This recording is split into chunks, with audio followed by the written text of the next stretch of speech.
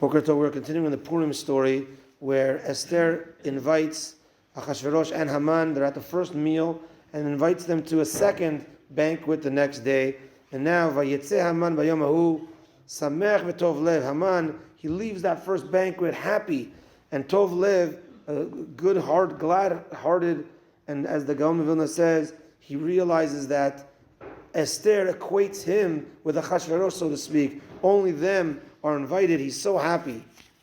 But then, v'chirot Haman et Mordechai b'shar HaMelech. But then, when Haman sees Mordechai at the gate of the king, v'lo kam v'lo zam mimenu, and Mordechai does not stand and does not flinch from him. And the Gaon of Vilna says, as if he's not even there. Because for Haman, he was second in command. He made everyone bow down to him. And Mordechai, not only did he not stand up for him, he didn't even flinch. Haman al Mordechai chema.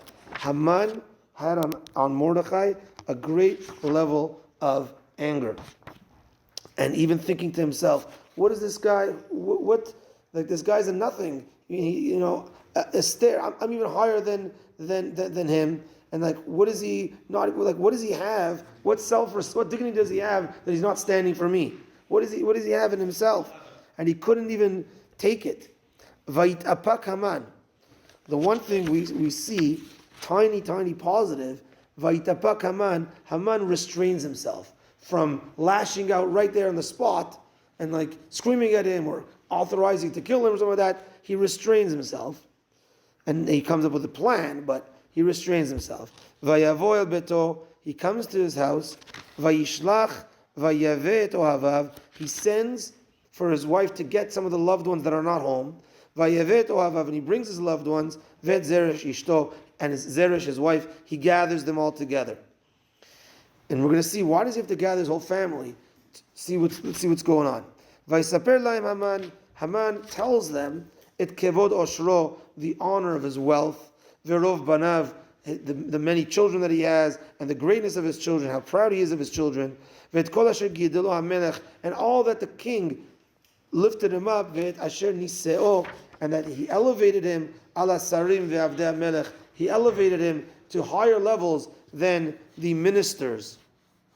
Vayomer Haman, and Haman says, Af lo hevia Esther hamalkayim hamelech. Haman says, Esther didn't invite anyone else but me with the king, equated to the king. I'm equated to the king. Ela mishteh asher asata, to the banquet that she made. Ki imoti, just me. V'gam lemachar ani karu la'im hamelech, and also tomorrow I'm called with the king. So Haman is telling his whole family how much, talks about his wealth and the nachat that he has of his children and everything that the king lifted him up. So why does he have to talk about his wealth? And okay, you want to send the message to your wife that, you know what, they invited me to this banquet again.